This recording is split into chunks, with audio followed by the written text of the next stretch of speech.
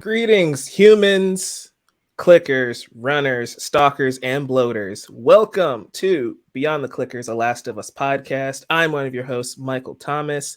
Joining me is his geekness, Ren. How you doing, man? I'm good, man. I'm excited and afraid of my emotions overwhelming me as we talk about this. I like to call it a precious story because that's exactly what it is. Oh, yeah, for sure. Guys, this is the Last of Us podcast. We're previewing The Last of Us on HBO, and this is a series that's going to be here weekly every Tuesday, but this is a special one because Ren and I were lucky enough to get screeners from HBO. Thank you, HBO. Not sponsored. To review this Thank you, series. Sky, from my end. Just making it clear because they're the Yes. middle management. We don't have 100%. HBO over here. Thanks for clearing that up. Don't want to make it seem like, I accidentally leaked my screeners to you. No. But yeah, so on last week's episode, Brett, Brandon, and myself did a preview episode where we were talking about thoughts, theories, speculation going into The Last of Us. Coming out of that conversation, Ren and I were lucky enough to actually watch the series. We're not going to spoil anything here for you, but we are going to give you our thoughts on the show. Ren, I know you had a review on your channel as well. We're going to link that to the people. I do. Oh, thank you very much. What are your spoiler-free thoughts on Tilu on HBO? My spoiler-free thoughts, I couldn't be happier. As someone who plays these games, who holds a very special place in their heart for these games, this show kept me on surprising me, not necessarily for what they do, but how they do it, how they pull this off, because it is the greatest video game adaptation ever, and that's not a high bar, but how far they surpass that bar. Very much in the same way The Last of Us, the game, revolutionized storytelling in video games. And now this show that doesn't have to strike that perfect balance between storytelling, narrative, and gameplay. Now we have it all dedicated to gameplay. And so it's a show that manages to bring across through translation the ideas, the themes, the dramatic impact of it all, that essence that made us all fall in love with these characters and this world, and manages to elaborate on it, show us a different angle of so many things that, because of the medium, as special as The Last of Us is as a game, it manages to capture that essence in a whole new way, where you're not living vicariously through those characters, where they're literally doing what you tell them to do, because they're your avatar. They bring you into this world. Now it's all the performance, it's all the writing, it's all the world building, and I just found myself catching my breath. I found myself shaking. I found myself crying all over again. And I'll tell you what, Mike, it reminds me a lot of Obi-Wan for how different it is as an adaptation, because a ton of moments in Obi-Wan, and I liked Obi-Wan overall, but a lot of Obi-Wan reminded me of how I once felt compelled in Rebels, in previous Star Wars movies, in comics, even with this character. The Last of Us compels me yet again in brand new ways. It's not a reminder of how I once felt attached. It's just a new experience of witnessing and being brought into this world that honestly has never felt more immersive than it does right here in the show. Yeah, that's exactly how I felt coming out of it too, right? Like, it is so bizarre watching this series because it's familiar, but it's also different. And I love how it's able to forge its own path, right? Where, it's not reminding you, hey, remember this cool thing from the Last of Us video game that you played 10 years ago? It's really just like, hey, we're taking that as the source material, but we're reformatting it, we're reproducing it into an HBO series. And it makes it feel fresh and new and entertaining. And I love that so much, especially when we get into the performances, right? Because you did mention how the angle's different, right? We are no longer embodying Joel. Pedro Pascal is. I think it's probably my favorite performance of his ever. Like, what were your thoughts on how Pedro Pascal was? He's so good, because Joel is a very dangerous character to play, because he's easily a very unlikable person. If you don't have that nuance, if you don't have that calibration between what he has become under the circumstances, under the world, and how it has evolved, and the way they tweak specific key beats, especially early on in the narrative, it shows you how there's something still there. Yeah. Because when speaking about the games, not talking about the show, when he loses Sarah, when Sarah dies in that essentially the prologue for the game, it's the last time you see Joel as a man. He then is a hardened survivor. He's as much a monster as the hunters are, as the fireflies are, because Yeah. it's essentially he's become a product of the world he has survived in. He has become a horrible person who's just out for himself. And in here, you see Pedro Pascal doing exactly that. But there's a morsel of morality still left that made him who he was before. And he's able to show you that that's there somewhere deep down in the dark abyss of his blackened heart. And it's all through his eyes.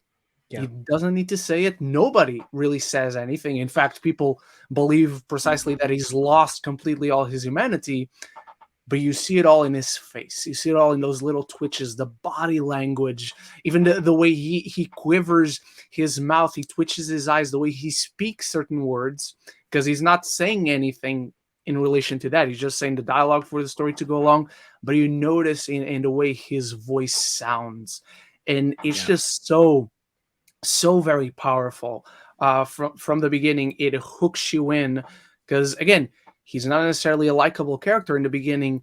That's the thing with storytelling, right? You don't necessarily have to have a likable character. You have to have an interesting character. And Joel is immensely interesting for me. Yeah, for sure. I love how you mentioned it's all in his face, right? In his eyes. You can sense that. And I think it's so fascinating coming off of his work with Mandalorian, right? Where a lot of it is his voice because we don't see his face. And so this is just an insane contrast to that, but I love just the physicality he brings to the character, right? Like Joel is older, but he's also like a grizzled veteran in this world now, right? Because we jump like 20 years into the future after that initial prologue. And I love how we see that in the performance. He's a little slower, but he's also thinking, right, when it comes to the fights and the encounters they get into with these infected. And so I really appreciate his relationship. Nico Parker, I believe her name is, who plays Sarah, and then Bella Ramsey as Ellie. I really love how the show goes out of its way to heighten the sense of that connection, right? And how he views Ellie as the series goes on. Because that's something, and I even said this in my review on the channel here, that's something that kind of gets lost in the video game, right? I love the Last of Us game so much. It's one of my favorite games of all time. It's one of my favorite stories of all time.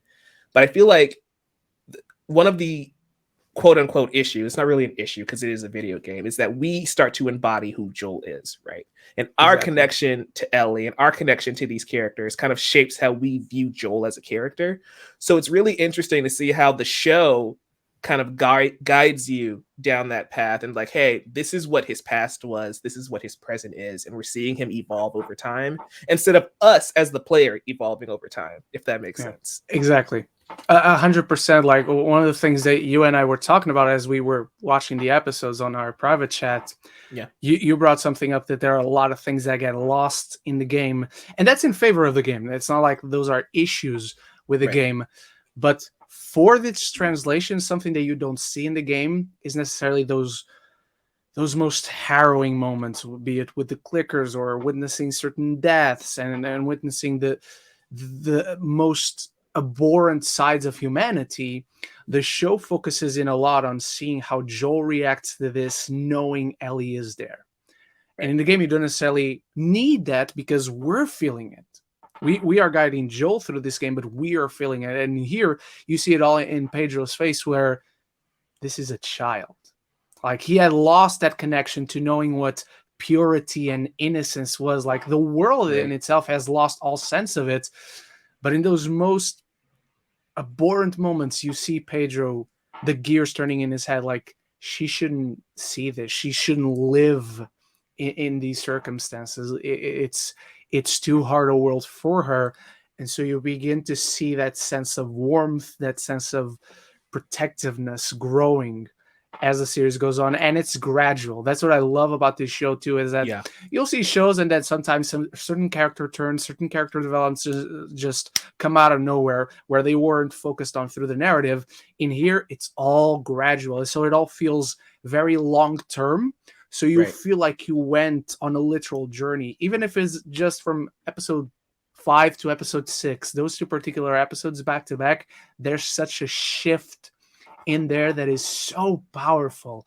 Yeah. And it really speaks to the translation in itself, from how do we tell this story that we know people love? How do we not change perfection, as so to say, but still keep what made it special?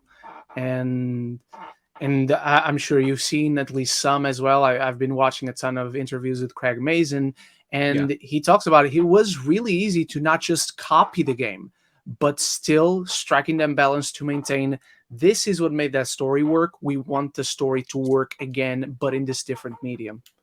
Yeah. I think having Craig Mazin and Neil Druckmann working side by side on this series really helps, right? Because Druckmann comes in, Yeah. he knows what the major beats that they need to hit because he's worked on Mm-hmm. everything The Last of Us from its inception, right? So I think having those two working in tandem really helps with that, because as a fan, and even in our pre-coverage on the Behind the Clickers podcast, there was a lot of things Brandon and Brett were like, I need them to hit this, this, this, and this. And it's like, as a fan, there's certain boxes that they need to check, right? Like, they don't need to do everything one-to-one, but there are certain moments in the game that are iconic, that are a staple. And one of them is literally in the trailer, right? Where Joel says, you have no idea what loss is. And it's like, if that scene doesn't hit at all, you've completely failed. And the thing is, I honestly feel like it may have hit even harder in the show than it did the game, but that might be recency bias. I don't know. I think they hit in different ways, and both incredible. But I think you're very right. That is top 3 moments of the game, because I'll tell you this, because I don't know if I talked to you about this yet, but I didn't play The Last of Us when it came out. The first time I played this game, even though I heard of it through years, I played it for the first time during the pandemic, early days of the pandemic, like April, maybe it was even March, but March, April 2020. I was scrolling through Amazon and it was £15, which is like $18 or even $12. I'm not sure which one is higher right now. And so, hey, I'm going to check this out. I'm going to finally get it. And I got it and I fell in love and immediately pre-ordered part 2. So I played this entire story in fast succession. But that moment, even though I was really enjoying it, that you have no idea what loss is. That was the moment where I'm like, okay, hold up. This is something special. I'm starting to see what everyone has been saying. And then you get to my favorite moment in the game, which we'll get to as we discuss further, where I completely fell in love with it. But that beat really needed that punch, especially after the conversations they have earlier in their episode and in the episode previously, with the events that happened in the episode previously. It's all a seamless succession of setups and payoffs in smaller degrees, and story threads that then accumulate and pile up to become something so much bigger that you didn't even see coming. Yeah, I'm glad you mentioned that too, because a little earlier in the conversation, you did say how you see that progression through Joel, right? That's one thing I really love about this adaptation. The Last of Us is a story that takes about 26 hours to beat on the PlayStation. This show is trying to accomplish a lot in its 9 episodes. And the fact that it feels well paced, right? It's kind of a slow burn, but it's always going somewhere. It's always progressing to something.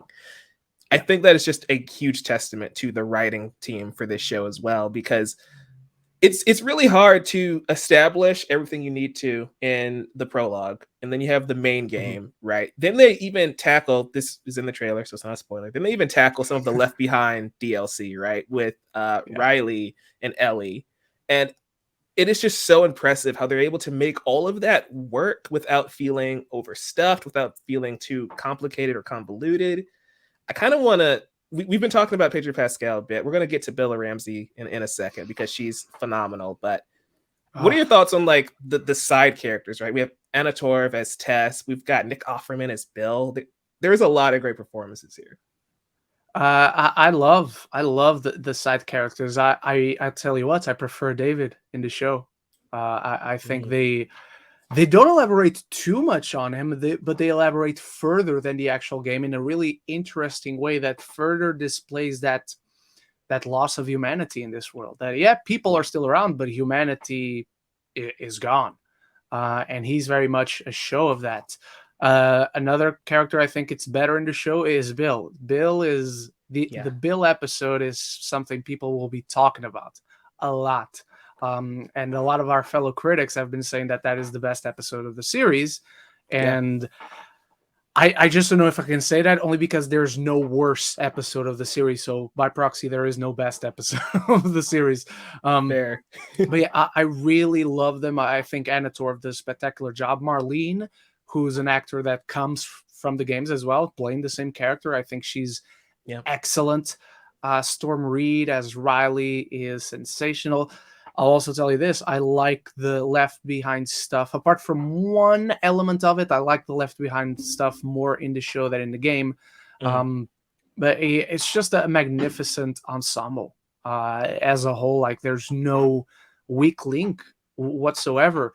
Even not Diego Luna, Gabrielle Luna. Gabriel Luna. Thank you. Mm, As Tommy, he's awesome, and it makes you fall in love with Tommy in a completely different way than in the game, yeah, especially. And especially is not the right word because I'm sure people who haven't played the game will fall in love with him in an original way without even knowing what's coming for that character, who sure. becomes such a more prominent character in what comes next. Again, there's just no weak link, but Pedro and Bella, they're the stars because it's the story of Joel and Ellie, right? Right. Um, and yeah, I just want to get to her. I have so many things to say about this young lady. Yeah, we will. I just want to give a shout out to some of the original characters, quote unquote original Mhm. characters that appear in this series. We have Frank, who is referenced in the game, Yeah. who has been confirmed to appear in the show. So I think that was also a highlight of Bill's story, right? Getting some more Yeah. development there. Also, Kathleen is a very fascinating character. Um, Yes. yeah, played by Milani Linsky. She is. I didn't expect that from this original character in this series, Mhm. right? And it's like that. That's the thing that I really can't talk about because that's the thing you guys legitimately don't know about Yeah. yet. But that episode is insane. But okay, we gotta talk about Ellie. Bella Ramsey is she? I like as much as we love Pedro Pascal. I'm gonna be honest with you, Ren. She might be my favorite in the entire show because she just embodies everything Ellie is, in my opinion. With good reason. I can't blame you. Like, I think it's one of those not performances but pairings. It reminds me a Mhm. lot of a Whiplash, Miles Teller and J.K. Simmons, where they wouldn't be as good as they are without the other. And I Yeah, feel that same way about Pedro and Bella, but you are absolutely right about her. This girl she's a phenomenon. She's gonna set the world on fire, proverbially speaking, yeah, because she just impresses.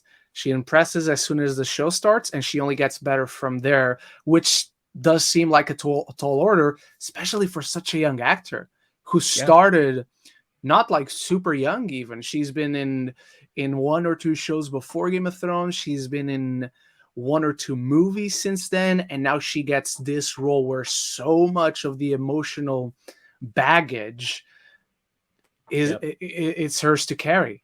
um and I told you this. I love her as an actor. I was constantly impressed with her on Game of Thrones as Lady Mormont. mhm, And coming into the show, I was like, she's a great actor, but she didn't strike me as the one. And I say that in the same way I say Taron Egerton is my pick to be the Wolverine in the MCU, but he doesn't strike me as the one in Right. the way Hugh Jackman struck me as the one, in the way Robert Downey Jr., Chris Evans, etc. Right. And then I saw not necessarily episode 1, but episode 2. The opening scene of episode 2, there's Ellie. And I had no questions from then on. There's a great episode with her where she's just observing what is going on. And I'll just say that it's the Melanie Linsky episode. And she's just observing the world. She's observing Joel interacting in a very different way than she's used to. And so it's also her first time being exposed to, oh, wait, there is something deep inside there. There is something that I haven't noticed before, that he hasn't shown me before. And he is inadvertently showing that. And so to see this relationship grow, to see such a pure, innocent joy of a human being, because for most of the show, she is the only humanity left in the entire world. And that's what captivates you so much to her. That's what makes Ellie such a joy to watch, and such a harrowing journey that she takes as you see her bearing witness to the horrors of the world. Not necessarily the clickers, not necessarily the human beings left behind. And you're feeling that same thing all over again. That thing Joel is witnessing. You're like, no, don't let her see this. Protect her, all that stuff. That it's exactly the point, right? Right. And you contrast that with such a jaded, broken, closed down person with Joel, and the way it flourishes, it sends chills down your spine, how they're able to capture such magic and in such a pure way the human condition, which all the best stories explore in various ways. And so I think she has an Emmy guaranteed, a nomination, that is, next year, or else we'll riot.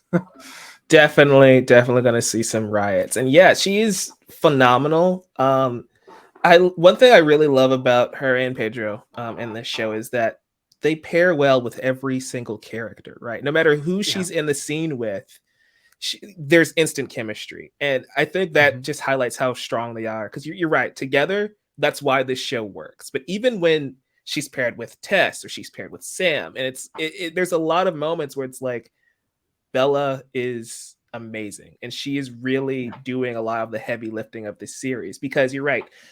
Pedro Pascal is phenomenal. Again, not taking anything away from him, but to understand Joel's journey, you have to see what Joel sees in Ellie, right? And that goes back to how they set up everything in episode 1 going forward. Once we are first introduced to Joel, you have to make that work. And I also, again, want to credit the team behind the series, because they have great uses of music, great uses of flashbacks to kind of help tie all of this stuff together in a way that the game didn't, because again, the game's a completely different experience. That's why I love the medium of video games, because it's so interactive, right? Where you are that character, and how do you adjust that to change it to where we are watching these characters and watching that journey instead of experiencing it firsthand. So I really love how they were able to change how we kind of perceive Joel and Ellie's relationship in that way. And a lot of that, though, still rides on the backs of Pedro Pascal and Bella Ramsey, who are phenomenal. They're incredible. So impressive. Like, they keep on impressing you from episode to episode. Yep. So I do have a couple questions. I didn't really touch on this in my review. We have the infected, right? We have the clickers and the bloaters and all that stuff. One thing that for me was kind of a downside was there was a lot less focus on the action horror aspects of the game in this adaptation. Does that bother you at all, or do you think it makes sense for the type of story that this is? It's not really a hard zombie story when you really think about it. Well, as I watched it, and when I Mhm. noticed, oh, because I know the games, oh, there should be something here, there should be something there. As I watched it, kind of felt jarring. Yeah. But the more I looked back on the show as I went further on the episodes, and the more I reflected on it as I wrote my thoughts down and got my review ready, I really like that. Instead of that having a focus, it has a presence. It is constantly there in the background, Right. but that is one of the ways that the show shifts the focus to that lack of humanity left. Now the villains are all these people that they constantly encounter, because and I think it works for me because when you look back on the game, a ton of the clickers and runners and those sequences are more gameplay than story itself. Like in the Right. games, you'll be sneaking around and all that, and you'll be having conversations, but the focus of those sequences is the gameplay, is getting around there and making you engaged in the world. But here it's so much more about what they observe and how their perspectives and worldviews keep on not changing necessarily, but evolving Yeah. and growing wider, and they gain further perspective as to not only how the world works, where Joe knows it very well, but Ellie is being exposed to that. But Mhm. then they further understand one another. The more they're confronted by these people, be them evil, not so evil, good, not so good, the people they encounter are so informative for their experiences, and they're so important to show Ellie how Joel sees the world, but then those glimmers of light where Joel begins to Yes. understand how Ellie sees the world, or how she's been brought up to see the world. Yeah, that those glimmers of light that you mentioned, for me, that was the biggest departure, if you can even call it Mhm. that, from the game, right? Where the game feels very hopeless, and it's probably because we do have more encounters with the infected than we do in the Yeah, show. But I do love how the series does try and offer some glimmer of hope, some glimmer of light that's still left in the world, whether that be through Ellie or that be through other means. I always thought that was a fascinating angle for the show to take because Mhm. that's something that the games, especially as you get further down the franchise, doesn't really focus on. I Um, think season 2 is going to be hopeless. yeah, definitely. Season two, that's we can kind of touch on that a little bit. I Mhm. would very much rather them not do The Last of Us Part Two. I'm not saying ignore it, but like Oh, I would like an original story with in between. in between, right? Because there is a time Okay. jump between part one and part Mhm. two. Yeah. So I would like to focus on because Ellie's 14 in this show and she's like 19, Yeah. 20 in part two. So make a story in her like she's 16, 17 with her and Joel. And then you do part two in season three, just because I feel like there's so much Yeah. material. There's so much that's still left for these actors to accomplish as well in these roles. That's true.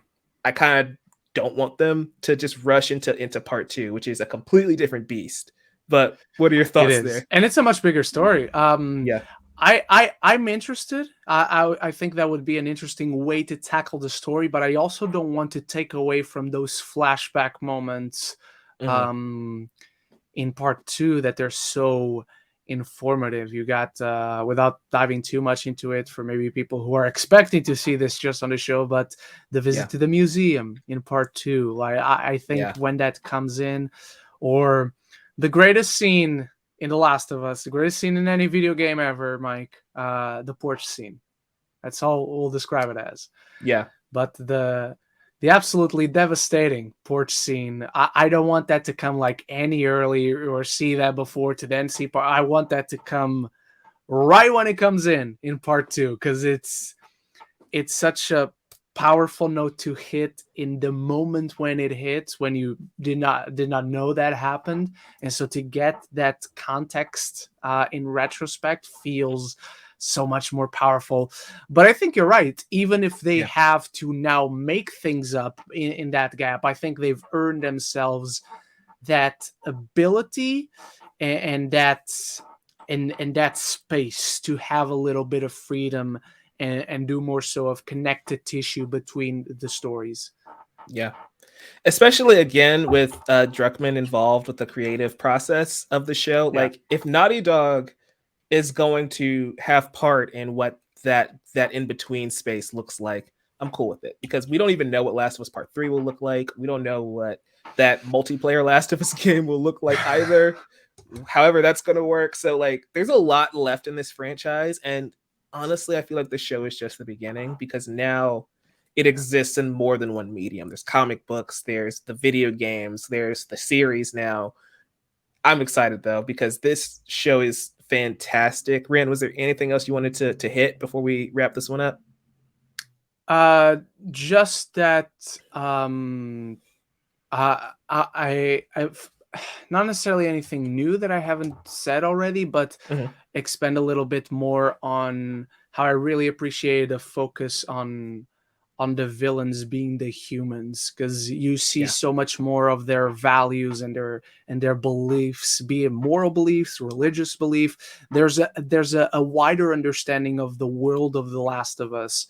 Not necessarily a better one, but a wider understanding of, or a further understanding of it and how it works than there was in the games for me. Yeah, you know, the villains in this show, the antagonists, they are so well developed, right?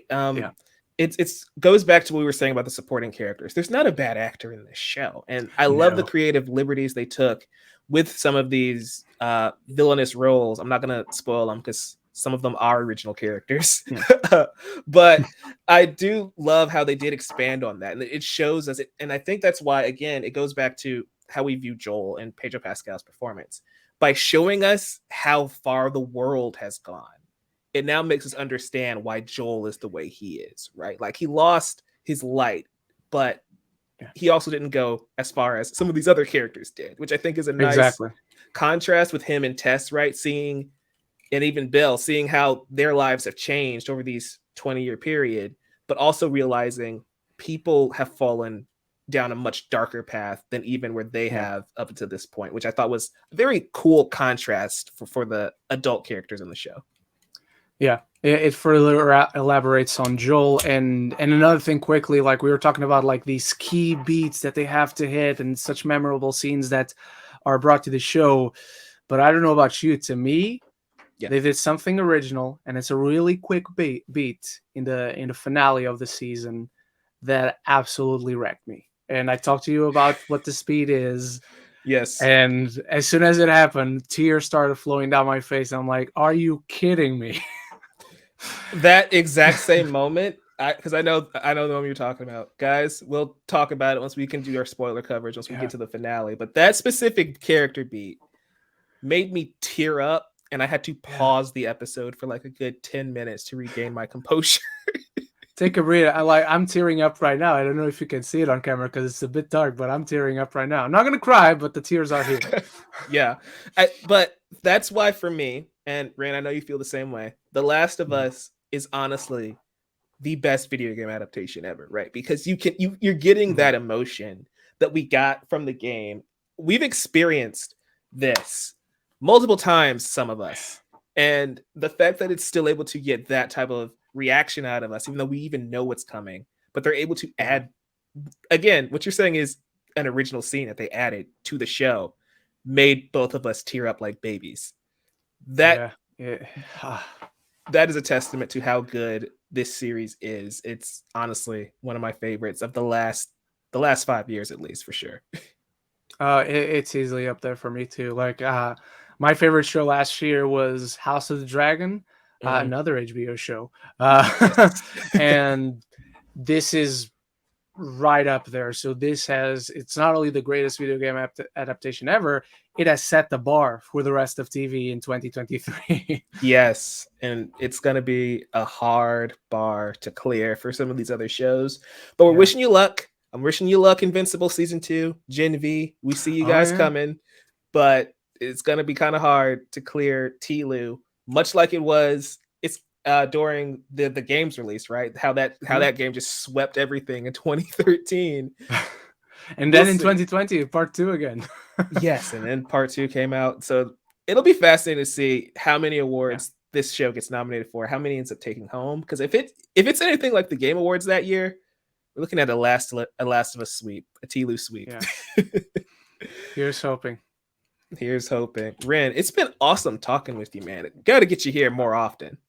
Likewise, my friends. Thank you for having me. I'm so happy to be able to talk about this precious story that we love, and it means so much to us. I can't wait to talk about the season in retrospect. I can't Yeah. wait to look back once the show is over with 2, maybe 3 seasons, and just see how it was all brought to life with love, with care, with respect. Because you sense that reverence, you sense Yes. that importance, that they were attached to this story, but they were not necessarily attached to the game when bringing it over to TV, because I feel that's what a lot of most of the video game adaptations miss, that they try to bring the gameplay in and put it as a part of the story, and it's just not a part of the story.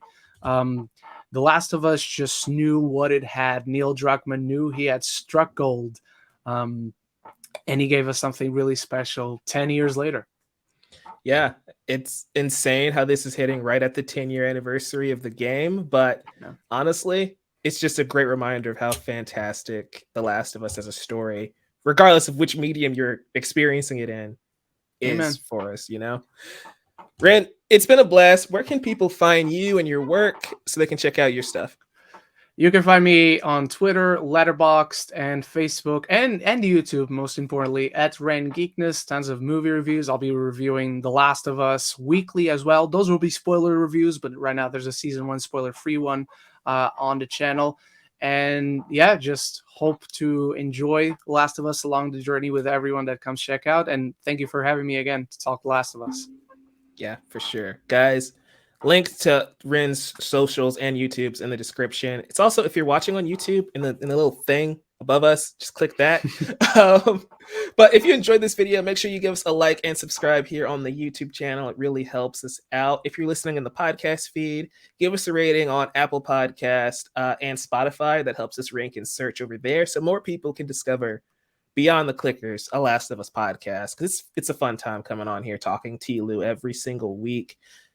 Again, we're here every single Tuesday, 8:30 Eastern, live streaming, talking The Last of Us after each episode.